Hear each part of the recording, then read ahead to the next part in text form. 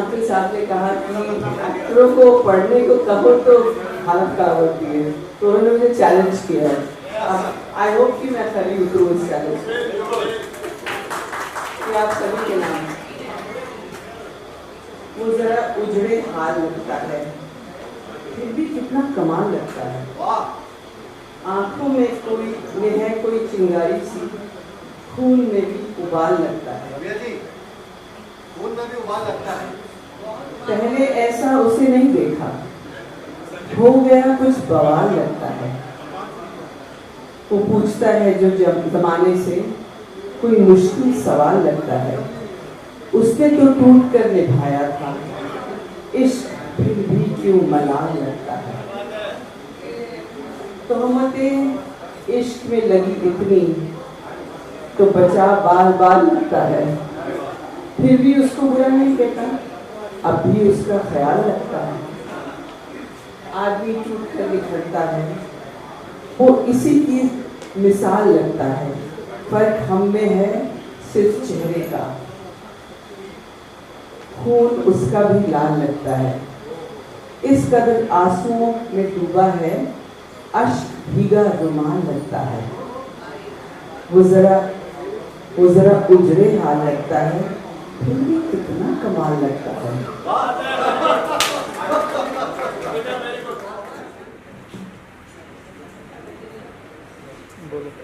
अब नज़्मों की महफिल शुरू हो गई है, तो थोड़ा सा फैज की एक नज़्म याद आती है कि चंद रोज और मेरी जान, फकत चंद ही रोज, जुल्म की छांव में दम लेने पे मजबूर हैं हम, और कुछ देर सितम सहने सिसकने रोले, अपने अजदाद की मीरास है मासूम रहे। जिस्म पर कैद है जज्बात पे जंजीरें हैं, फिक्र माबूस है गुफ्तार पे ताजीरें हैं। अपनी हिम्मत है कि हम फिर भी जिए जाते हैं। जिंदगी क्या किसी मुफ्लिस की कदा है जिसमें हर घड़ी दर्द के पैबंद लगे जाते हैं। लेकिन अब जुल्म की मियाद के दिन थोड़े, एक जरा सब्र के फरियाद के दिन थोड़े। अरसाए दहर की झुलसी हुई वीरानी में हमको रहना है, फिर यूं ही तो नहीं रहना है। अजनबी हाथों का बेनाम गिराबार सितम आज सहना है, हमेशा तो नहीं सहना है। ये तेरे हुस्न से लिपटी हुई आलाम की गर्द, अपनी दो रोजा जवानी में शिकस्तों का शुमार, दिल की बेसुध तड़प, जिस्म की मायूस पुकार, चंद रोज और मेरी जान, फकत चंद। बहुत अच्छी किताब लिखी है आपने, और इसी तरह अपने एक्सपीरियंस शेयर कीजिए। खुदा आपको सलाम। अमिता ने बड़े प्यार से बोला, जरा तवज्जो चाहूंगा। अमिता ने बड़े प्यार से बोला, अचानक उसने देखा कि उसके चेहरे के जो भाव है बदल रहे। तो उन्होंने कहा कुछ कहो, प्यार से कहो। तो अमिता ने बोला ठीक है। अचानक उसने कहना शुरू किया, मुझसे पहली सी मोहब्बत मेरे महबूब न मान, मुझसे पहली सी मोहब्बत मेरे महबूब न मान। मैंने समझा था कि तू है तो दरख्शां हयात, तेरा गम है तो तुम्हें दहर का झगड़ा क्या है। तेरी सूरत है आलम में बहारों को सवार, तेरी आंखों के दीवार दुनिया में रखा क्या है। तू जो मिल जाए तो तकदीर निगू हो जाए, यूं न था मैंने फकत चाहा था यूं हो जाए। और भी दुख है जमाने में मोहब्बत के सिवा, राहतें और भी है वस्ल की राहत के सिवा। मुझसे पहली सी मोहब्बत मेरे महबूब न मान। अचानक आनंद ने कहा, जो 5,000 रुपये लिए थे कब वापस करोगी। उसने सिर्फ कहा और चुप कर दिया। Thank you. तो मैं सर को कॉन्ग्रेचुलेट करना चाहूँगा किताब लिखने के लिए। मेरे को लगता है किताब लिखना ही एक बहुत बड़ी चीज़ होती है। एंड मेरे ख्याल से लोग अपने एक्सपीरियंस से जो भी लाइफ में होता है उसके बेसिस पे लिखते हैं। एंड जो मैंने 3 पन्ने पढ़े हैं, मेरे को काफ़ी इंट्रीग किया है कि अच्छा आगे और पीछे क्या है। तो आई एम वेरी एक्साइटेड कि जैसे अभी लॉन्च खत्म होगा, किताब हाथ में आएगी तो आई एम श्योर मैं पढ़ना शुरू करूँगा। उन 3 पन्ने में आपका अनुभव कैसा रहा और आपने क्या समझा या क्या चीजें समझी? मेरा उन 3 पन्नों में तो मेरे को ऐसे लगा कि जैसे जो अभय का कैरेक्टर है और ये जो लड़की है, पता नहीं शायद इनके बीच में हो सकता है कुछ आगे जाके कुछ होगा या नहीं होगा, बट मेरे को लग रहा है कुछ होगा। हाँ, थोड़ा इंटरेस्टिंग लग रहा था कि why Abhay is taking lot of interest in her. अब वो इंटरेस्ट कहाँ तक जाता है वो तो मेरे को लगता है किताब पढ़ के ही पता चलेगा। 20 and 21, I'll be Abhay and she'll be Amita. तो ये है ये बीच से पढ़ रहे हैं। उसी रोज शाम को अमिता ने अभय को फोन किया। वो काफी परेशान लग रही थी। अभय ने जब उसकी परेशानी की वजह पूछी तो अमिता ने घबराते हुए कहा, वो मैंने किसी लड़की से 5,000 रुपये लिए थे और अब तक उसने लौटाए नहीं। मैंने आपकी लाइन ले गया हूँ, सॉरी। और अब उस लड़के ने कहा कि या तो मेरे पैसे वापस कर दे या क्या। मेरे साथ एक रात बिताकर कितनी घटिया लोग हैं इस दुनिया में। कोई ऐसे कैसे बात कर सकता है? एक लड़की से बात करने तक की तमीज नहीं है लोगों में। तुम घबराओ मत, मुझे कई बार मिलो, मैं तुम्हें 5,000 दूँ, तुम उसे पैसे लौटा। लेकिन ऐसे कैसे मैं तुमसे ले सकती हूँ? अच्छा ठीक है, थैंक यू, बहुत बहुत शुक्रिया। मैं जल्दी ही आपके पैसे लौटा दूँगा। तो मुझे ये पैसे लौटाने की फिक्र मत करो, जब हो तब दे देना। पहले उस घटिया इंसान को उसके पैसे लौटा दो ताकि दोबारा उसकी इस तरह बात करने की हिम्मत ना हो। अगले दिन अमिता को कानपुर निकलना था, इसलिए अभय ने उसे फोन किया। अभय बोले ना, हेलो अमिता, निकलने की सब तैयारी हो गई? जी हाँ, सब तैयार है। और खाना कहाँ खाओगी? उसकी आप चिंता मत करो, कहीं भी रास्ते में जहाँ भी बस रुकेगी मैं खा लूँगा। पर तुम्हें तो बिना प्याज लहसुन का खाना खाते हो ना, रास्ते में कहाँ मिलेगा ऐसा? जी मैं देख लूँगी, आप चिंता मत कीजिए, कुछ न कुछ मिल ही जाएगा। नहीं, तुम ऐसा मत करो। मैं अपनी पत्नी रीमा को बोल देता हूँ, वो तुम्हारे लिए खाना बना देगी। घर से खाना खाकर जाना, मैं तुम्हें वहीं से बस तक छोड़। सबसे पहले अभय जी बहुत बहुत शुभकामनाएं। और पढ़ने से पहले ही सबसे माफ़ी मांग लेती हूँ, क्योंकि आजकल हिंदी पढ़ने और बोलने की बहुत ज़्यादा प्रैक्टिस नहीं रह गई है। तो अगर कुछ मिस्टेक्स करूँ तो माफ, एडवांस में माफ। और जो मैं पढ़ना, हाँ जी, हाँ सर बिल्कुल, ऐसे नहीं भी मैं बंगाली हूँ, स्त्रीलिंग पुलिंग का तो ऐसे ही मेरा पंगा है। जो मैं पन्ना पढ़ने वाली हूँ उसमें रीमा और अभय के बीच में जो डायलॉग्स है वो है, क्योंकि एक्टिंग किसी एक्टर जो है किसी चीज से भी जाए पर डायलॉग बाजी से ना जाए, तो मैं डायलॉग वाला सेक्शन पढ़ने वाली। रीमा, आपको तो हमेशा ही सबसे दिक्कत रहती है अभय, आखिर लड़कों से दोस्ती या देर रात तक पार्टी से बुरा क्या है? बच्चों को आजकल के माहौल से दूर रखना क्या है या कहाँ तक सही है? दुनिया कहाँ से कहाँ जा रही है, बच्चों को दुनिया के साथ चलना होगा। इस तरह रोकते रहे तो हमारे ही बच्चे पिछड़ कर रह जाएंगे। अब है, पर तुम्हें पता है कि मुझे ये सब पसंद नहीं। क्या तुम जानती नहीं माहौल कितना खराब है? लड़कियों का देर रात तक पार्टियों में बाहर रहना ठीक नहीं है। क्या तुम्हें नहीं दिखता? रीमा, बच्चों को कॉन्वेंट स्कूल में पढ़ा रहे हो तो ये सब तो होगा ही। लड़कों से दोस्ती में आखिर बुरा क्या है? बच्चों को ज्यादा रोकना टोकना भी ठीक नहीं है। आप समझते क्यों नहीं? अब है, हाँ मैं नहीं समझता और समझना भी नहीं चाहता। अगर बच्चों के साथ कुछ गलत हुआ तो इसका जिम्मेदार कौन होगा बोलो? रीमा, मैं माँ हूँ, दुश्मन नहीं, मुझे भी पता है कि क्या सही है और क्या गलत है।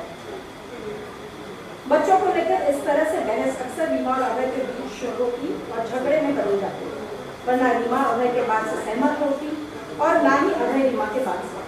शायद दोनों ने अपनी अपनी बात को दूसरे को समझा नहीं पाए थे। विचारों के ये मतभेद दोनों में दूरियों की वजह बनता जा रहा और यही वजह थी कि अभय रीमा से दिन ब दिन और दूर होता जा रहा था। प्लीज दूर कोई मत होइए, प्लीज साथ में रहिए। मुझ पे मेरा, मुझ पे तेरा अब कोई अधिकार नहीं। तोड़ के बंधन अलग हुए, अब तू मेरा परिवार नहीं। तुम अगर जीवन साथी होते, सुख दुख साथ निभाते हम।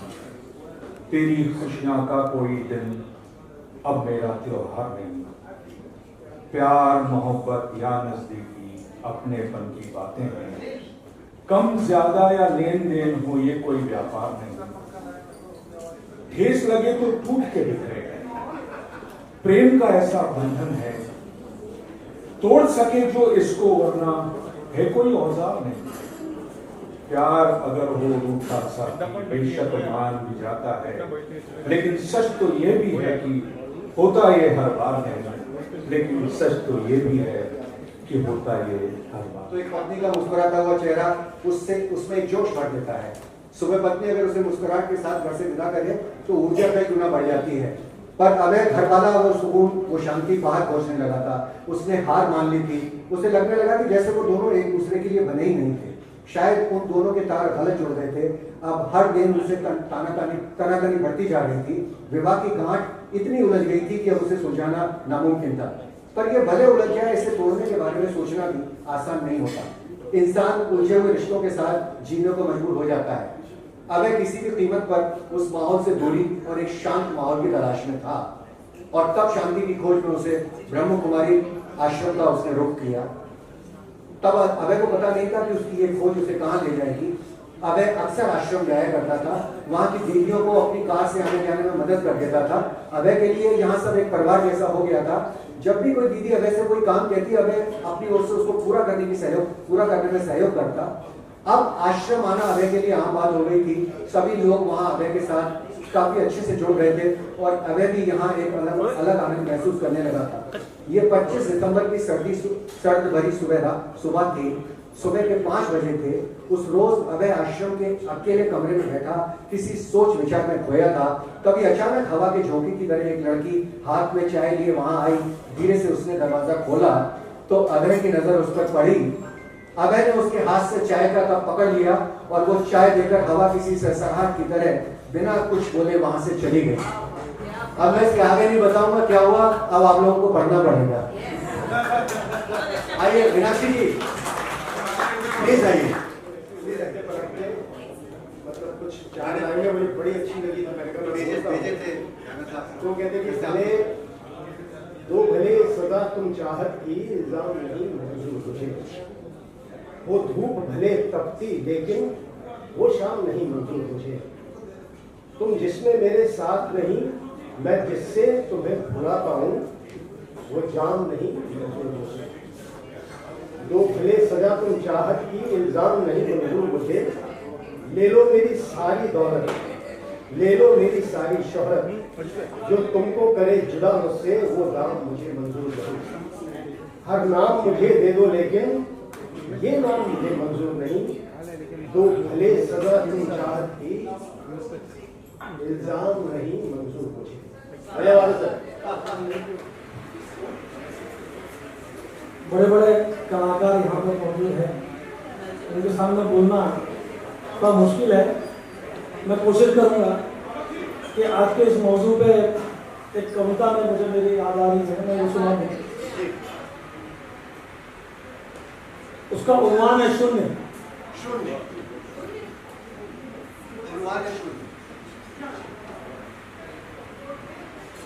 मैं बैठा था सागर किनारे, मैं बैठा था सागर किनारे, मुझ जैसे ही उदास पत्थर पर।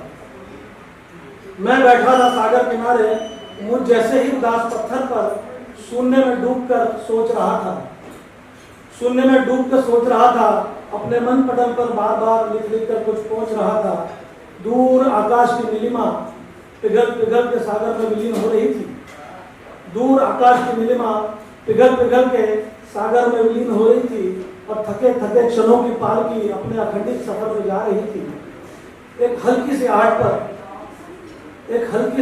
पर मैंने पलट कर देखा। शाम सर्द आंचल ओढ़े मेरे पास बैठी थी। शाम सर्द आंचल ओढ़े मेरे पास बैठी थी।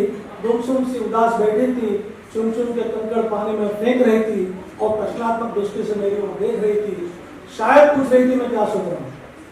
शाम शायद पूछ रही थी मैं क्या सोच रहा हूँ, क्यों अपने दिमाग को वैश्यों की तरह नोच रहा हूँ। मैं जवाबहीन सा उसको देखता रहा। देखते देखते कुछ हो गया, मैं फिर सुनने में खो गया। ये शून्य जो सिर्फ शून्य है कहीं भी मेरे सामने उभर आता है। और मुझे सोचने पर विवश कर देता है। खैर मैं सोचने लगा, मेरा जीवन इन लहरों की भांति है। ये खुद नहीं जानती है कहाँ से उठती है। और दूर किनारे को देख इठलाती बलखाती हिरनी सी चौंकनियां भरती किनारे पे आकर टूटती है। और दूर किनारे को देख इठलाती बलखाती हिरनी सी चौंकनियां भरती किनारे पे आकर टूटती है। फिर भी न जाने क्यों हर बार एक नई लहर नई उमंग के साथ टूट के बिखर जाने को न जाने कहां से उठती है। बच जाते हैं तो चंद बुलबुले। देखिए वो आखिरी मंजर समंदर के किनारे का कि बच जाते हैं तो चंद बुलबुले जो थोड़ी ही देर में स्वयं दम तोड़ देते हैं। बच जाते हैं तो चंद बुलबुले जो थोड़ी ही देर में स्वयं दम तोड़ देते हैं। देर तक बचा रहता है एक बड़ा सा बुलबुला जो मुझे फिर सुन सा दिखाई देता है, मुझे अपनी लपेट में लेता है, मुझे सोचने पर फिर विवश कर देता है। मैं देर तक बचा रहता है एक बड़ा सा बुलबुला जो मुझे फिर सुन सा दिखाई देता है, मुझे अपनी लपेट में लेता है। मैं सोचने पर फिर विवश हो जाता हूँ और हर रोज एक नए शुरू को करता हूँ। अच्छी नहीं है, पर आज मैं कोशिश करूँगी कि मैं कर पाऊँ। ऐसा फील हो रहा है जैसे मैं क्लासरूम में खड़ी हूँ।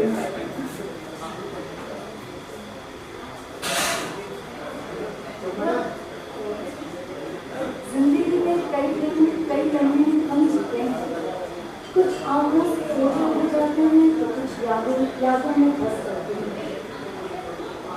और कभी कभी तो हमें भी नहीं पता होता कि किस्मत हमें बार बार क्या इशारा दे रही है। हम भले ही ये सब समझ न पाए, पर किसी से भी किस्मत बेवजह नहीं मिलती आती।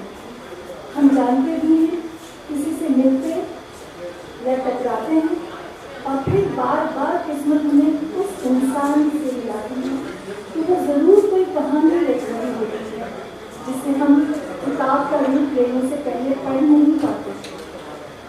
अभय की किस्मत भी एक कहानी रच रही थी और ये उस कहानी की शुरुआत पन्नों में से एक था जिसका किताब की शक्ल लेना अभी काफी है। वो मुझे पुरानी एक नज़्म याद आ गई जो कि आपकी उसके ऊपर बिल्कुल वाज़ा है और बहुत सही व्यक्ति है कि तुम कहाँ रहे इन वर्षों में, यहाँ सबने तुमको ढूंढा है, तुम्हें कितना याद किया, तुम कहाँ रहे। इन पलकों ने जो भीगी हैं, इन होठों ने जो सूखे हैं, इन कदमों ने जो लर्जा हैं, तुम्हें कितना ढूंढा है, तुम कहाँ रहे। सब आस गई आजार गए, सब अश्क तमन्ना जार गए, गम खार गए, तुम कहाँ रहे। क्यों चेहरा गर्द में घट किया, क्यों रंग बदन का जर्द किया, क्या तुमने अपना हाल किया। तुम कहाँ रहे, अब आए हो फिर जाओगे। तुम कहाँ रहे इन वर्षों में, यहाँ सबने तुमको ढूंढा है, तुम्हें कितना याद किया, तुम कहाँ रहे। तुमने याद गिरीश प्लीज। उसके बाद में प्रकाश जी से, जो हमारे जो बिल्कुल एक न्यायाधीश है, एक्स न्यायाधीश हो गए आप, लेकिन अब सारा का बाकी सारा जो वक्त है अपना डिवोट किया हुआ है आर्ट एंड कल्चर के लिए, तो उसके बाद में प्रकाश जी से ये रिक्वेस्ट करूंगा कि वो अपनी एक छोटी सी नज्म जो है आप लोगों के सामने पेश करें।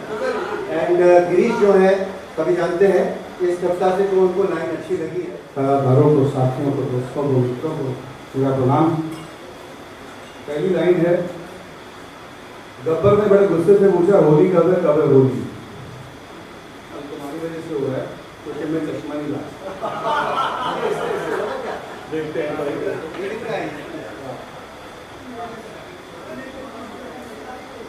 कुछ तो सवाल हुआ। हाँ, 2019 की अगस्त का महीना था। वाह, चश्मों की सेल लग गई यार, ये तो दूसरी दुकान शुरू हो गई।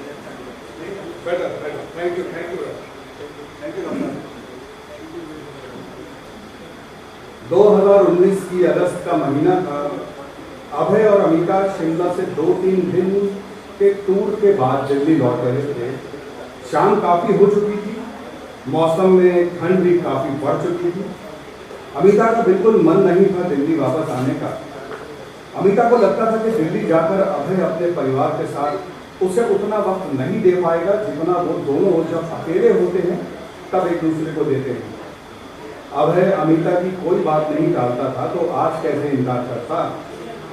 कार से अभी दोनों शिमला के नजदीक बरोक घाटी तक पहुंचे ही थे कि अभय ने अमिता के कहने पर वहीं रुकने का मन बना लिया। रास्ते में खूबसूरत नज़ारे, रात में चमकता हुआ पूर्णिमा की रात का सबसे खूबसूरत चांद देखकर अभय के मन में कुछ ऐसे ही ख्याल आया। उसने अमिता से कहा, अमिता, आज तक तुम्हारे साथ कभी चांद की चांदनी में आराम नहीं किया। आज बड़ा मन है कि चांद की रोशनी में तुम्हारे साथ वक्त बिताने का ये मौका मिला है। मन करता है कि इस चांदनी रात में तुम और मैं एक साथ देखकर रात भर चांद को देखते रहें, ढेर सारी बातें करते रहें। अभय और अमिता के बीच प्रेम इतना गहरा हो गया था कि वो एक दूसरे की भावनाओं को बहुत अच्छे से समझते थे। अक्सर शाम को दोनों कहीं से बिना कुछ पहले से प्लान किए घूमते टहलते निकल जाया करते थे। जैसे आकाश में आजाद उड़ते पंछी नक्शा लेकर नहर, ठीक वैसे ही अभय और अमिता भी अभी कुछ सोचकर बस कहीं भी एक दूसरे के साथ वक्त निकालने निकल पड़ते। एक रोज अमिता ने अभय से कहा, चलो कहीं चलते हैं। मैं भी अभय और अमिता इनके बीच में का एक कॉन्वर्सेशन पढ़ना चाहती हूँ। अभय अक्सर आश्रम जाया करता था। आज अभय के पाँव में चोट लगी, तकलीफ ज्यादा थी, तो वो बाहर की कार में बैठा प्रवचन सुन रहा था। प्रवचन सुनते सुनते काफी देर हो चुकी। जैसे ही कार्यक्रम समाप्त हुआ तो सामने से एक बार फिर वो लड़की बाहर नजर आती है। अभय ने अपने ड्राइवर से कहा, जरा उस लड़की को बुला, कहो कि मैंने बुलाया। अभय का मन ना जाने क्यों उसे जानने को हो कि आखिर वो लड़की है कौन, कहाँ से आई है, कहाँ रहती है और इतनी सी उम्र में उसका इतना जुड़ाव कैसे। अभय पाव को संभालते हुए उसके पास पहुंचा और बोला, सुनो, तुम्हारा नाम क्या है? जी अमिता। कहाँ की रहने वाली हो? जी मैं कानपुर से। तो यहाँ ग्रेटर नोएडा में कैसे? यहाँ ग्रेटर नोएडा में रहकर एमबीए की पढ़ाई कर रही हूँ। इतनी सी उम्र में ये आश्रम में। दरअसल बचपन से दादी के साथ सत्संग जाया करती थी। सत्संग सुनना पसंद है मुझे, इसीलिए अक्सर मैं यहाँ आया करती हूँ। इस उम्र में अमिता के सत्संग के प्रति इस लगाव ने अभय को बेहद प्रभावित किया है। तो वो सोचने लगा कि एक तरफ मेरी बेटी, उसे मॉडर्न लाइफ से प्यार है, पार्टियों में जाना पसंद है, जिससे वो इतना परेशान है कि घर से वो दूर रहने लगी है, मजबूर है। और दूसरी तरफ पति जिसका कलम मुझे दिन रात खाया जा रहा है। और एक तरफ लड़की अमृता, कितनी संस्कारी है, MBA की पढ़ाई करने वाली लड़की, क्या इतनी धार्मिक विचारों वाली हो सकती है? अभी इसके आगे की स्टोरी आपको मीनाक्षी मैम बंटी, बबली, उर्मी,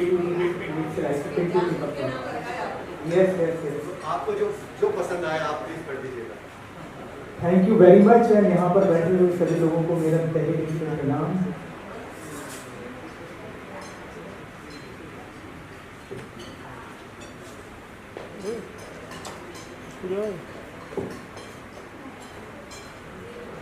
इसमें एक छोटी सी कविता है।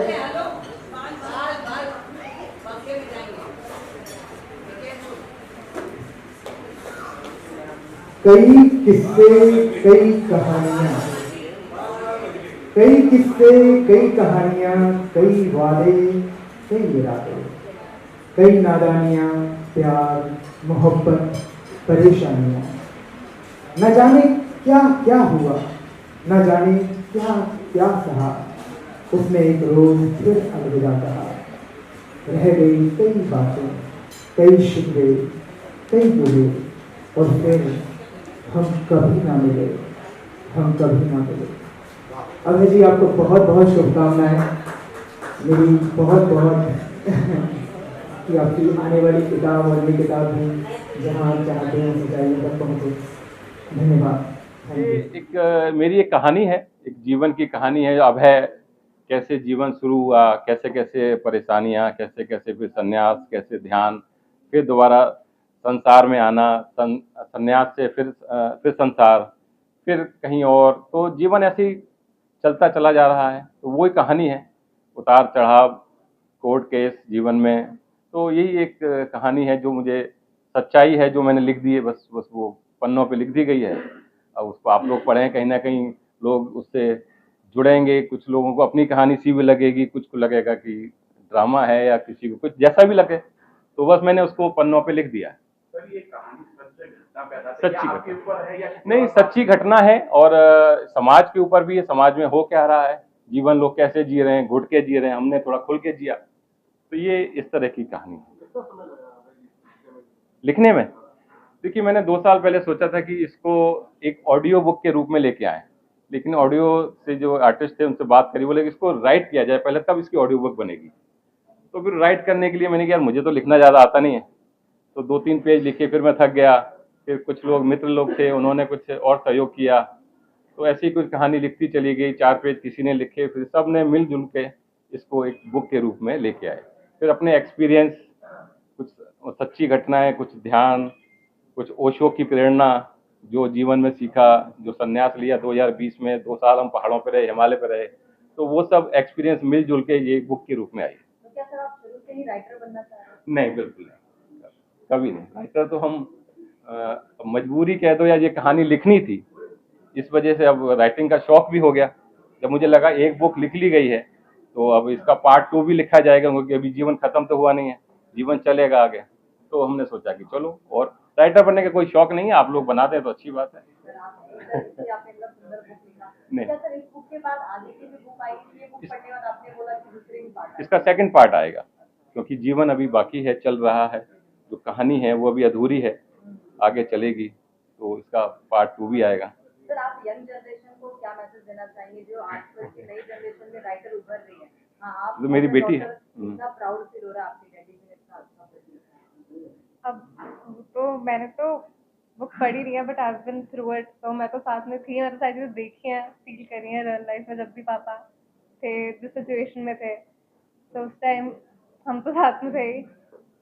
और प्राउड तो है ऑफ कोर्स। मतलब पापा कभी राइटर में उसको सोचा नहीं था कि right a book, like book लिखना इज अ बिग थिंग, ऐसे कोई भी तो नहीं लिख सकता। हाँ, it is a proud moment. तो आप मतलब ये आपके एनवायरनमेंट में लिखते हैं, पढ़ते रहेंगे, सोचते रहेंगे, क्या आपको कभी लगता है कि लिखना चाहिए या कुछ पढ़ना चाहिए? हाँ, लिखना चाहिए। अपना मेरा पर्सनली अभी तक तो आज तक नहीं है। पापा का भी इतना टाइम बाद आया, तो मतलब यू नेवर नो कब आया। अभी तो नहीं है, but may be with time.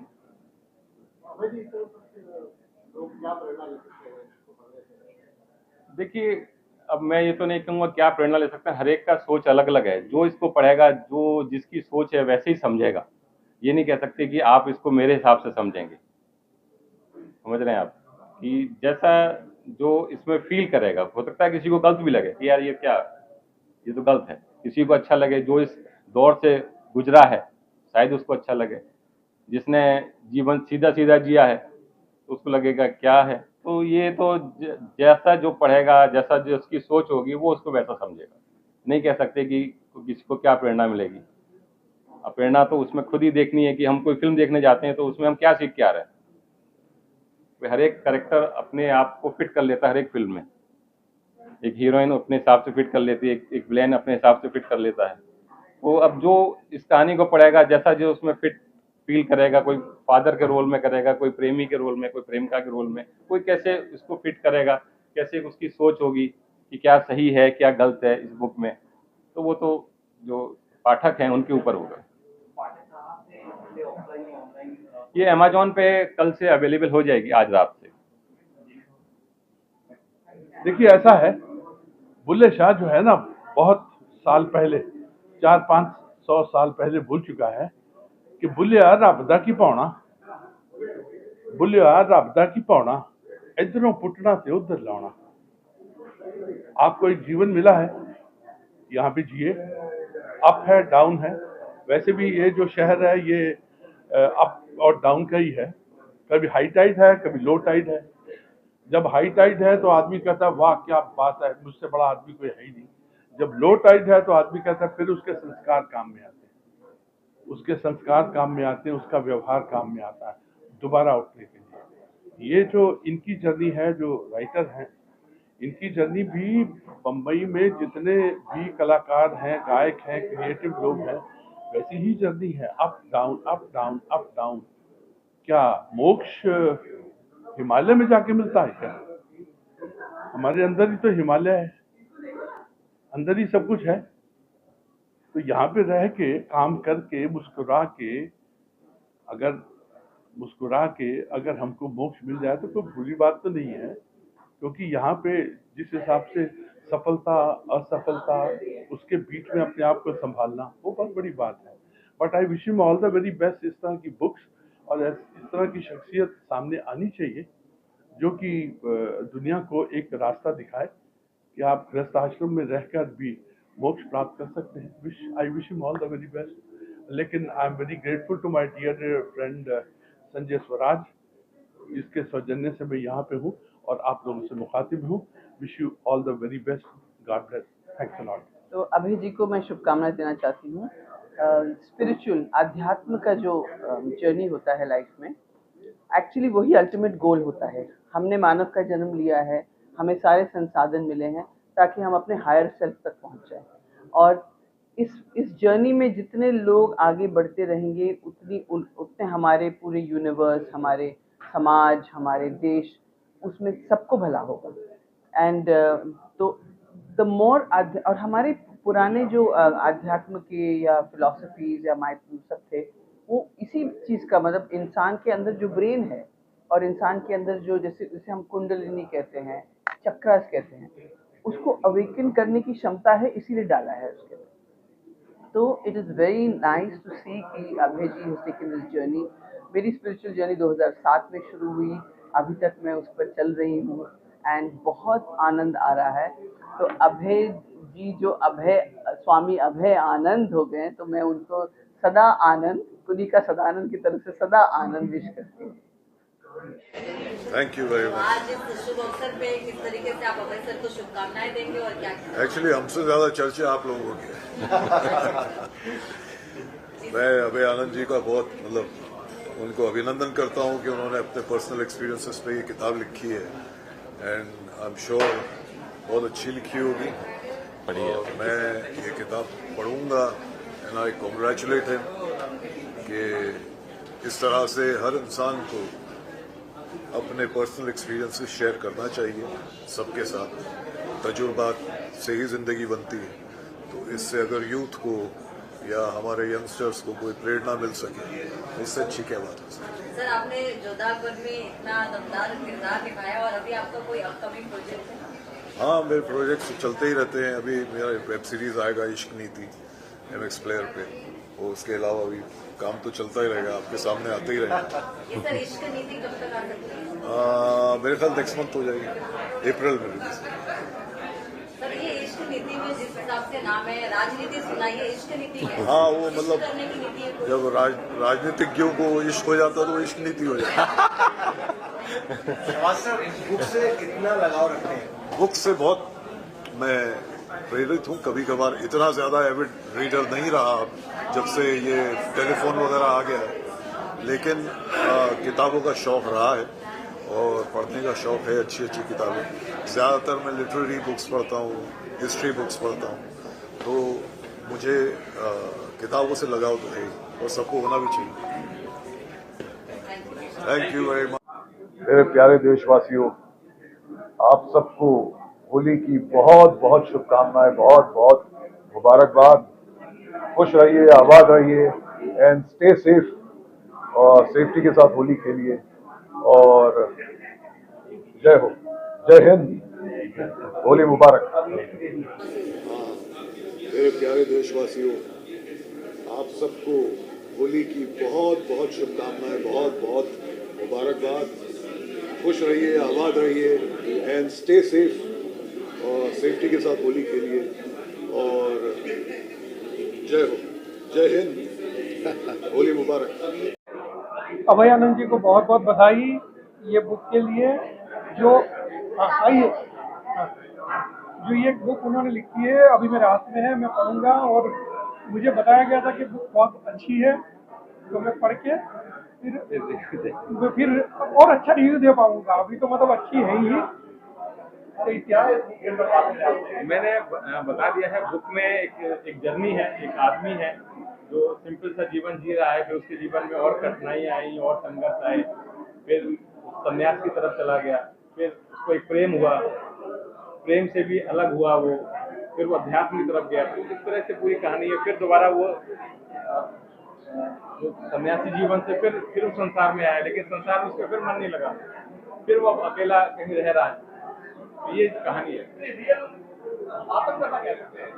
नहीं, अब ये रियल आत्मकथा तो मैंने नहीं लिखी है, ये क्योंकि ये 7-8 साल की जो जर्नी है वही लिखी है। आत्मकथा तो पूरी होती, आत्मकथा नहीं है ये एक कुछ घटनाओं पे आधारित, सच्ची घटनाओं पे आधारित एक कथा। मैं यही कहना चाहूँगा कि अभय जी के बारे में जो पढ़ा मैंने थोड़ा बहुत, ये समझ में आया कि एक अलग जर्नी की बात की गई है, और इनकी अपनी चैलेंजेस होंगे लाइफ में, अपनी सोच होगी, अपनी संघर्ष होंगे, और 2 तरह के जीवन अगर इन्होंने देखे हैं एक जन्म में, तो ये बहुत भाग्यशाली हैं, और इनसे हमें और ज़्यादा कुछ सीखने को मिले इस दिशा में, ऐसी उम्मीद करता हूँ। मैम, इस लाइन से आप क्या सोच पा रही है?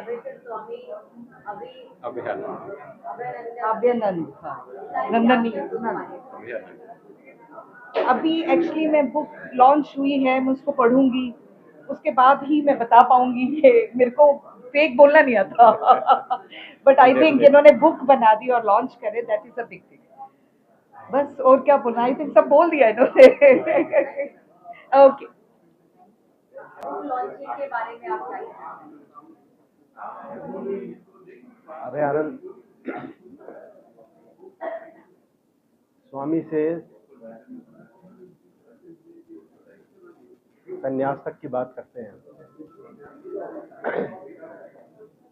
ये अभय जी ने किताब जो लिखी है, ये इसमें बहुत सारी सच्चाई है, और सच्चाई यूँ मुझे लगती है कि वाकई अगर महिला किसी पुरुष पे कोई इल्ज़ाम लगाती है, तो उस पुरुष को ये प्रूव करना है कि उसने किया है नहीं किया है। मैं इस पर कभी बिलीव नहीं करता था, मैं सोचता था शायद महिला ही ठीक है, लेकिन मेरे एक बहुत नज़दीक के दोस्त हैं, उनके ऊपर किसी ने ये मतलब बिना किसी रीज़न के रेप का इल्ज़ाम लगाया।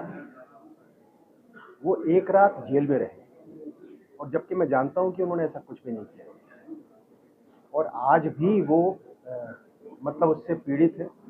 पिछले 3 साल से वो उसको झेल रहे हैं, और मुझे नहीं लगता जब तक वो ईश्वर को प्यारे होंगे तब तक वो उससे निपट पाएंगे। तो ये बड़ा मुश्किल होता है। और किसी के ऊपर भी कोई भी इल्ज़ाम, इंसान को, आदमी भी अगर औरत पे इल्ज़ाम लगाता है तो उसके पहले मुझे लगता है कि उसको थोड़ा विचार करना चाहिए, देखना चाहिए क्या वो सही है। अपना जो सेल्फ कॉन्शियस है उसको देख करके किसी पे ये करना चाहिए। आपको पता नहीं होता है, कोई इंसान मर भी जाता है, और मुझे लगता है कि जो मेरे दोस्त हैं वो शायद उसके साथ मर जाएंगे, और उनका लगाया हुआ इल्ज़ाम वो वैसा का वैसा रहेगा, क्योंकि कोर्ट में उसको प्रूव करना पिछले 5 साल से वो लड़ रहे हैं, अभी तक कुछ नहीं हुआ, और मुझे नहीं लगता जब तक वो जिंदा है कुछ होने वाला है। तो मैं अभय जी से यही कहना चाहता हूँ कि अपने आप को देखें, जिसने लगाया है वो अपना कर्म भुगत रही होकर यही मिलता है।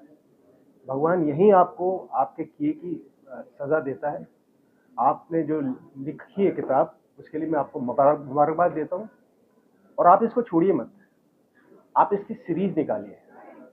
इस तरह से हम बहुत सारे लोगों तक पहुँचने की कोशिश करते हैं, और इसमें कोई ना कोई एक हल भी निकलता है, मुझे ऐसा लगता है। मैं अपनी शुभकामनाएं उनको देता हूँ, और उनसे कहूँगा कि उसके बाद इसकी सीरीज आप लिखें, और बुक बहुत अच्छी होगी डेफिनेटली। हम इस मीडिया के हैं, हम इसको स्प्रेड अप करेंगे, और हम चाहेंगे कोई ऐसे उस पर कोई वेब सीरीज बनाए, तब ये मसला बहुत लोगों तक पहुँचेगा। Thank you.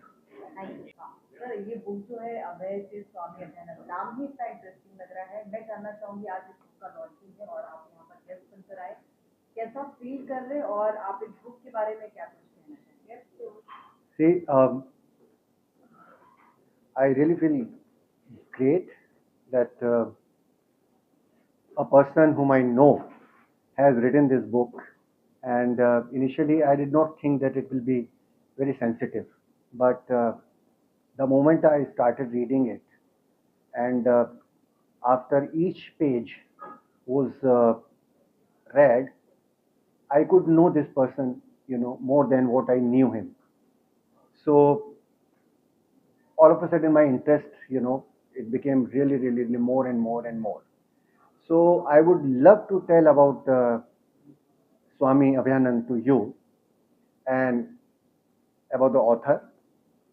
Swami Abhayanand is a writer, seeker, and a spiritual explorer who has spent years balancing worldly responsibilities with inner awakening. A science graduate, his true calling has always been the mysterious of the soul and self-discovery. His deep connection with Rishikesh and Himalaya led him on a path of introspection, where he spent 2 years in solitude, highly inspired by Osho, Western philosophy and spiritual teachings. He believes in harmonizing material life with inner peace. Currently based in Sharjah, UAE, he continues his journey of self-exploration while guiding others. His book is a reflection of experiences, offering insights into love, spirituality, and the quest for truth. This is Swami Abhayanand.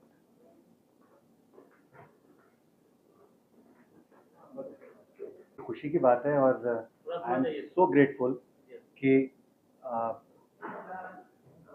Shri Prakash रावले जी, जो कि x जज मुंबई हैं, और हमारे एक बुलावे पर, क्योंकि ये साहित्य से जुड़े हुए हैं। सबसे बड़ी बात यह है कि इंग्लिश मीडियम और मराठी मीडियम में पढ़ के जो उर्दू के साथ में जो लगाव रहा है, और साहित्य के साथ में जो लगाव रहा है, ख़ास तौर से हिंदी लिटरेचर के साथ में, तो वो एक बहुत ही एक कमाल का कॉम्बिनेशन है। और मैं बहुत खुश हूँ इस बात से, और मैं बहुत शुक्रगुजार हूँ सर आपका। थैंक यू वेरी मच कि आप यहाँ आए। और अभय प्लीज़ आप आइए, आप यहाँ आए और आपने हमारे ओकेजन को और भी इसको ख़ास बना दिया। तो थैंक यू वेरी मच। और मैं चाहूँगा कि आप जो भी हैं अपने हृदय के उद्गार जरा मीडिया वालों के सामने। सर, आप तो साहित्य से जुड़े हुए करने का, तो आज आप सर के बारे में, अभय सर के बारे में क्या कहना चाहेंगे, जिन्होंने इतनी शिद्दत से अपनी जीवनी गाथा उन्होंने अब तक की जो है उन्होंने लिखी है? देखिए, सबसे पहले तो मैं संजय जी का शुक्रिया अदा करना चाहता हूँ कि मुझे उन्होंने यहाँ बुलाया और मौका दिया, और अभय जी का भी बहुत बहुत शुक्रिया। देखिए, ये जो किताब है एक तरह से उपन्यास भी है और एक तरह से ऑटोबायोग्राफी भी है। खुद की जीवनी पे लिखा है, और जब कोई भी साहित्यकार अपनी जीवनी पे कुछ लिखता है तो उसके लिए एक बड़ी हिम्मत की बात होती है, बहुत हिम्मत लगती है। तो क्योंकि जब सच्चाई लिखनी होती है तो वो सच्चाई हिम्मत के बगैर नहीं आ सकती, और ऐसी हिम्मत के लिए मैं उनके लिए बहुत बहुत इनका मतलब इनको मानता हूँ कि ऐसी हिम्मत दिखाना आम राइटर के लिए या आम इंसान के लिए बिल्कुल बहुत मुश्किल बात है। क्योंकि जिन्होंने ऑटोबायोग्राफीज आज तक लिखी है खुद के जीवनी पर, उन्होंने सच सभी लिखा है ये ज़रूरी नहीं है, क्योंकि सच कहीं ना कहीं छुप जाता है। कुछ हद तक लिखते हैं, लेकिन उन्होंने जो बताया कि इन पर एफआईआर हुई है और फिर उन्होंने गृहस्थाश्रम से फिर जाके सन्यास की तरफ गए, फिर वापस सन्यास से फिर वापस अपने जीवन में आए, तो ये मिला जुला जो संगम इन्होंने किया है ये बहुत रोचक है और पढ़ने में मज़ा आएगा। और मैं चाहता हूँ कि ये इस किताब को आप सब पढ़ें, और मैं बहुत बहुत शुभकामनाएं देता हूँ इनको इस किताब के लिए, और ख़ास करके हिम्मत के लिए मैं इनको बहुत बहुत धन्यवाद देता हूँ। सबसे पहले तो मैं सर को कॉन्ग्रेचुलेट करना चाहूँगा किताब लिखने के लिए। मेरे को लगता है किताब लिखना ही एक बहुत बड़ी चीज़ होती है, एंड मेरे ख्याल से लोग अपने एक्सपीरियंस से जो भी लाइफ में होता है उसके बेसिस पे लिखते हैं। एंड जो मैंने 3 पन्ने पढ़े हैं, मेरे को काफ़ी इंट्रीग किया है कि अच्छा आगे और पीछे क्या है। तो आई एम वेरी एक्साइटेड कि जैसे अभी लॉन्च खत्म होगा, किताब हाथ में आएगी तो आई एम श्योर मैं पढ़ना शुरू करूँगा। इन पन्ने में आपका अनुभव कैसा रहा और आपने क्या समझा या क्या चीजें समझी? मेरा उन 3 पन्नों में तो मेरे को ऐसे लगा कि जैसे जो अभय का कैरेक्टर है और ये जो लड़की है, पता नहीं शायद इनके बीच में हो सकता है कुछ आगे जाके कुछ होगा या नहीं होगा, बट मेरे को लग रहा है कुछ होगा। हाँ, थोड़ा इंटरेस्टिंग लग रहा था कि why Abhay is taking lot of interest in her. अब वो इंटरेस्ट कहाँ तक जाता है वो तो मेरे को लगता है किताब पढ़ के ही पता चलेगा। थैंक। मैंने लिखने के बारे में कहीं पढ़ा था, किसी फेमस व्यक्ति ने कहा था कि आप तब तक मत लिखिए जब तक अंदर से आपका जो है अंदर से वो लेखन ना बाहर निकले, चाहे वो पद्य हो या गद्य हो। अगर अंदर से कोई चीज़ आ रही है बाहर तो ही लिखिए, लिखने के लिए मत लिखिए। तो मुझे लगता है कि जीवन जो है हमें कई बार जो है इतना ज़्यादा कहीं ना कहीं उत्साहित, हतोत्साहित या तरह तरह के जो अनुभव देता है, उससे कहीं ना कहीं एक हमारे मन के अंदर जो एक स्थिर समंदर है उसके अंदर हलचल पैदा हो जाती है, और जब वो हलचल कुछ ज़रूरत से ज़्यादा हो जाती है तो वो सुनामी बन जाती है। तो लेखन भी एक ऐसी ही चीज़ है कि जब आपको जीवन की ये सब चीज़ें जो हैं आपको व्यथित कर देती हैं, और एक हद तक जब आप सहते रहते हैं और अचानक फिर वो सुनामी का जब रूप लेकर बाहर आती है, तभी जो है उसका इम्पैक्ट पता चलता है कि उसने कितना असर किया। तो ये आपकी जो किताब है ये बहुत जिज्ञासा तो जगा रही है, और आज इसको मैं अपने साथ लेके जाऊंगा और इसको बहुत उत्सुकता से और पूरी जिज्ञासा से मैं पढ़ना चाहूँगा कि आप ऐसी कौन सी चीज़ों से गुजरे कि जिसने आपको ये किताब लिखने के लिए प्रेरित किया। आप पढ़िए, और कभी कोई सवाल हो तो मैं हमेशा अवेलेबल हूँ। बिल्कुल, बहुत बढ़िया। कोई भी अगर इसमें जिक्र आए किसी बात का और उसके क्लियरिफिकेशन चाहिए तो मैं हमेशा तैयार हूँ कि ऐसा कैसे, क्योंकि बहुत सारी चीज़ें इसमें नहीं लिख पाए, मतलब हम डिटेल नहीं लिख पाए हैं। तो अगर कोई भी डिटेल को समझना हो या कभी कोई वाकया को समझना हो तो बताया जा सकता है। चलिए, बहुत बहुत शुभकामनाएं, और आपकी ये किताब मैं चाहता हूँ कि ज़्यादा से ज़्यादा पाठकों तक पहुँचे और उनके जीवन में कुछ उनको प्रकाश स्तंभ की तरह रास्ता दिखाए। Thank you. सर क्या कहना चाहेंगे? बड़ी उत्सुकता देखी जा रही है आपके चेहरे पे, उसके लॉन्चिंग क्या कहना चाहेंगे? Yes, first of all, this is my heartiest congratulations to Mr. अभय आनंद, जिन्होंने इतनी प्यारी किताब लिखी। और पूरी जर्नी है एक किताब पढ़ने के लिए 2 घंटे लगते हैं, शायद 5 घंटे लगते हैं, लेकिन लिखने के लिए 40 साल लगते हैं। और अगर हम एक किताब किसी की पढ़ लेते हैं तो समझ लो हमने किसी की ज़िंदगी के 40 साल पढ़ लिए। मुझे लगता है कि बुक्स की इम्पोर्टेंस बहुत होती है, आप बुक्स के थ्रू अपनी पूरी लाइफ बना सकते हैं एंड जो गलतियां लोगों ने की हैं उनसे सीख कर वो गलतियां ना करने की बहुत बड़ी एबिलिटी मिलती है बुक्स पढ़ के। सो बहुत खुशी है कि इतनी अच्छी बुक उन्होंने लिखी। मैं तो बहुत एक्साइटेड हूँ कि घर जाके आज सबसे पहले ये बुक ही पढ़ूंगा and let's see how it goes. Young generation का आप एक हिस्सा हैं और लिखने में और पढ़ने में आप कितना रुचि रखते हैं? बहुत, आपको मेरे चेहरे पर दिख रहे हैं ना बहुत। लिखने पर तो नहीं, लिखने के लिए तो अभी बहुत साल का एक्सपीरियंस, बहुत सालों के एक्सपीरियंस की ज़रूरत है, बट पढ़ने के लिए मैं बहुत एक्साइटेड हूँ एंड होपफुली हम आज घर जाके डेफिनेटली आज ही इस बुक को पढ़ेंगे और जितनी जल्दी हो सके उतनी जल्दी इसको कंप्लीट करेंगे। मैम आप क्या कहना चाहेंगे? जी, मैं भी अभय आनंद जी को बहुत बहुत मुबारकी देना चाहती हूँ। और जो बुक है उनकी अभय से स्वामी अभयानंद तक, उनका टॉपिक ही बहुत इंटरेस्टिंग लग रहा है। वहाँ पे वो लिखा हुआ है उन्होंने संसार, प्यार, बातें ऐसी है जो काफ़ी ज़्यादा ज़रूरी है ज़िंदगी के लिए। So I am really excited to read that book. आज हम लॉन्च पे आए हैं तो definitely looking forward to read that book. तो आप दोनों एक लाइन में आपकी नजर से आज की यंग जनरेशन को क्या मैसेज देना चाहेंगे? मैं तो खुद यंग हूँ टू बी वेरी ऑनेस्ट। मैं अपनी तरफ से अभी मुझे लगता है कोई एडवाइस नहीं दे सकूँगा, दे भी सकूँगा, लेकिन मुझे लगता है कि इंसान के कैरेक्टर में एक इंसान जब बहुत कुछ अचीव कर लेता है ज़िंदगी में, फिर वो कुछ भी बोलता है वो बहुत अच्छा होता है। तो मैं अभी खुद यंग हूँ तो मैं किसी से बड़ा बनने की मेरी कोई ख्वाहिश नहीं है कि मैं किसी को एडवाइस दूँ, बट मैं ये ज़रूर कह सकता हूँ कि ज़्यादा से ज़्यादा समय पढ़ने पर बिताना चाहिए और सबसे अच्छी चीज़ एडवाइस तो जैसे इन्होंने बोला, एक्चुअली हम एडवाइस नहीं दे सकते, अभी हम खुद ही है तो हम एडवाइस लेंगे, दूसरों से लेना हम ज़्यादा पसंद करेंगे। बट इनसे मैंने बहुत ज़्यादा चीज़ें सीखी है। बुक को लेके जो प्यार है, वो इनका जो प्यार है, तो एक्चुअली बाहर थे, आज वो कहीं से आए, उन्होंने बोला कि बुक लॉन्च है तो मैं कैसे भी आऊँगा। वो लोअर परेल से आए हैं तो ही मैनेज समहाउ। आप लोगों ने जो दोनों जन ने सबसे इस्तेमाल किया, बहुत चुन के किया, बहुत रियली बहुत अच्छा। नमस्कार। आज ये बहुत ही खूबसूरत दिन है, खूबसूरत मौका है।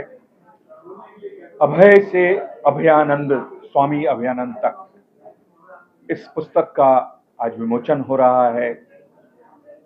मैंने कुछ एक्सपर्ट्स इसमें से देखे हैं, एक्सपर्ट पढ़े हैं थोड़े से। मुझे लगता है कि ये पुस्तक बहुत खूबसूरत है, बहुत ही अच्छी है। इसमें मतलब आज का ज़माना, आज के दिन में हमें कैसे जीना चाहिए और कैसे पास्ट को जोड़ना चाहिए और कैसे फ्यूचर तक पहुंचना चाहिए, इस सब के बारे में मैंने उसमें देखा है और बहुत ही खूबसूरत मौका है। संजय श्रीवास्तव, संजय स्वराज मेरे जूनियर हैं नेशनल स्कूल ऑफ ड्रामा से, और हम NSD में साथ थे। उनके इनविटेशन से मैं आज यहाँ पे हूँ। मेरा नाम अशोक बांटिया है, मैं भी नेशनल स्कूल ऑफ ड्रामा से ग्रेजुएट हूँ और आपने मुझे कई जगह देखा होगा, कई फिल्मों में, कई टेलीविज़न। इन दिनों थिएटर कर रहा हूँ ज़्यादातर। मेरा फेमस नाटक है चाणक्य, अनुज जोशी के साथ, जहाँ मैं अमात्य राक्षस की भूमिका करता हूँ। उसी के साथ जलियांवाला बाग मेरा एक नाटक है, वो भी मैं कर रहा हूँ। और अभी अभी मैंने लेटेस्ट मेरा जो प्रोडक्शन है वो है एक ब्लाइंड बच्चों के साथ जलियांवाला बाग किया है मैंने जयपुर में। तो बहुत अच्छा मौका है, खूबसूरत मौका है। मैं बहुत बहुत शुभकामनाएं देता हूँ अभय जी को। अभय हों। Thank you. मैं कहना चाहूँगा कि we need great literature, we are looking for stories and we need people like him to give us influence about आगे क्या करें, क्योंकि बॉलीवुड फले फूले और लिटरेचर फले फूले। So whatever, I am wishing you all the best and I am very curious to read the book. Sir, इन्होंने अपनी बुक में अपनी जीवन गाथा अभी तक, हाँ, इस बारे में क्या कहना चाहिए? क्योंकि अपने जीवन की सच्चाई लिखने के लिए भी हिम्मत चाहिए, बिल्कुल चाहिए। तो मैं बहुत इंतजार कर रहा हूँ कब मुझे किताब दे और कब मैं पढ़ूँ। अभी तो सर कह रहे हैं बुक भी आने वाली है। अच्छा, anyway, I respect his talent, that's why I have come here. Thank you.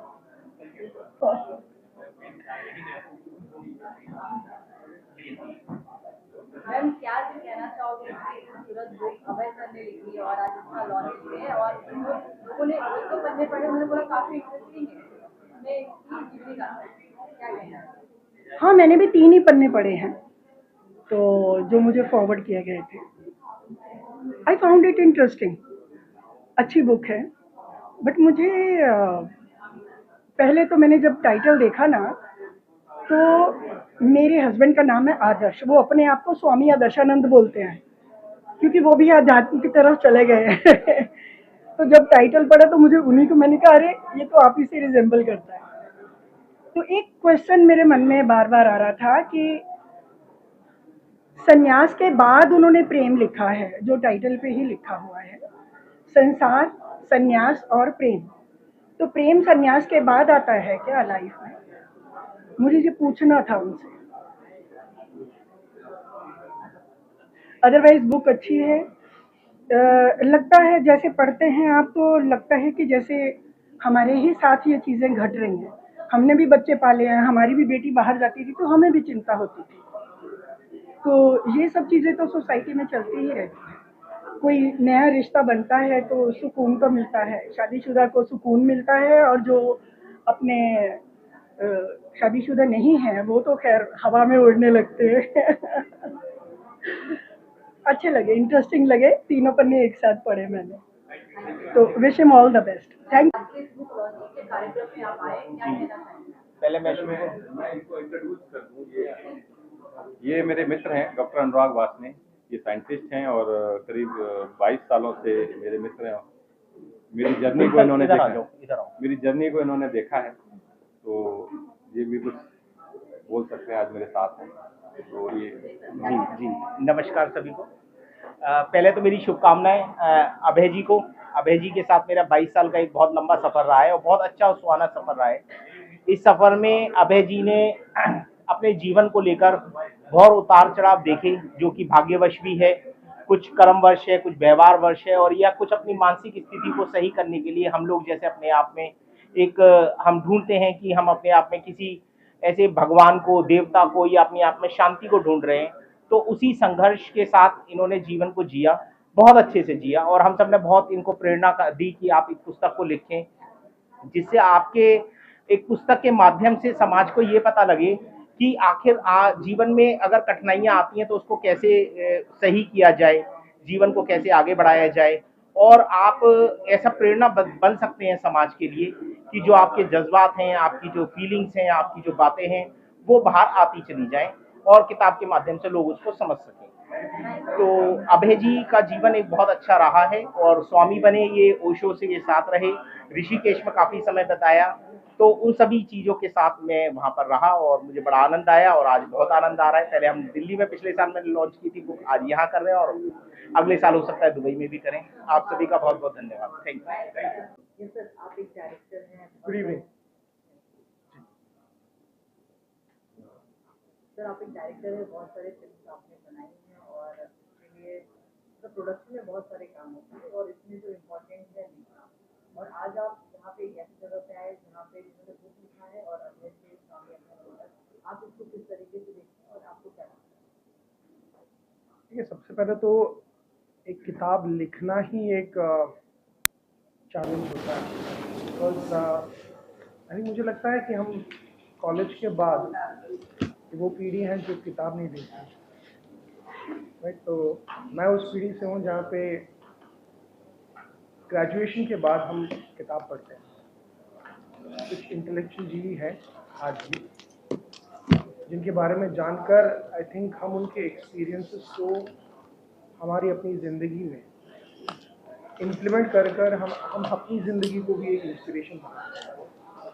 तो ऐसी किताबें आई थिंक ये हम फिल्म मेकर्स जो होते हैं ऐसी किताबों को ढूंढते हैं जिसमें कहानियाँ अच्छी हैं, जिसकी बैंडविड्थ हम वाइडर स्पेक्ट्रम में हम लोगों तक पहुंचा सकें। बिकॉज आजकल की जो जनरेशन है वो बहुत फास्ट लाइफ जीना पसंद करती है। Nothing wrong in it, but yes be quick, ये एक लाइफस्टाइल है आजकल।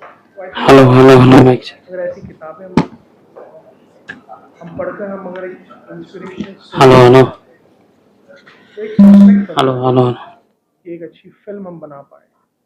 अक्सर हम बस सेलिब्रिटीज़ और बड़े स्टैचर्स को हम बनाते हैं, बट ऐसी बहुत से लोग हैं जिन्होंने कठिनाइयों से गुजर कर बहुत सी चीज़ें अचीव की है लाइफ में, बट आज भी गुमनामी में कहीं वो गुम हो चुके हैं. So I think this is a very good start so that people can know about Abhay ji. And yes, I mean, you never know, tomorrow you might find somebody making a film about him. And I think that's a very big boost to people about him. तो as a film maker आपको क्या लगता है generation के हिसाब से किस type की फिल्में बननी चाहिए? वैसे तो मार्केट में बहुत सारी फिल्म बनती है, बट आपके हिसाब से, आपके एक्सपीरियंस के हिसाब से किस तरह की फिल्म बननी चाहिए? देखिए, मैं तो कमर्शियल फिल्म मेकर हूँ, कमर्शियली सोचूंगा. तो सबसे पहले जो मेरा अप्रोच है फिल्म मेकिंग और सिनेमा को लेकर, वो ये है कि आपकी कहानी ऐसी हो जो एक ऑडियंस को सीट पर ग्लू कर बैठे.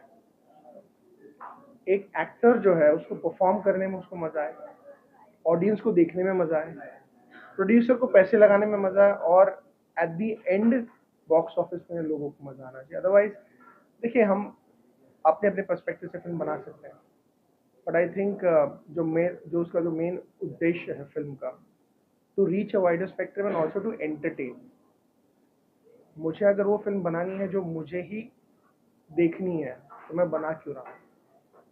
सो आई थिंक ये एक हर फिल्म मेकर यही सोचता है कि मेरी कहानी अच्छी है, I am making a great film. But yes, people, आजकल की जनरेशन ऐसी है कि उन लोगों के पास एक्सपोजर इतना वाइड है कि वो मीडियोक्रेसी नहीं लेंगे. मैं खुद उस चीज़ में मानता हूँ कि कहानी, स्टोरी टेलिंग ऐसी हो कि जब एक, आई थिंक हम सब रिलेट करते हैं, जब एक दादी कुर्सी पर बैठी और एक 5 साल का बच्चा देखे ऐसे बैठा हुआ है, I think that's a good story telling. मैंने बहुत कम में बता दिया आपको कि this is what a film making should be, story telling should be. So it should cater to all the audience. Thank you.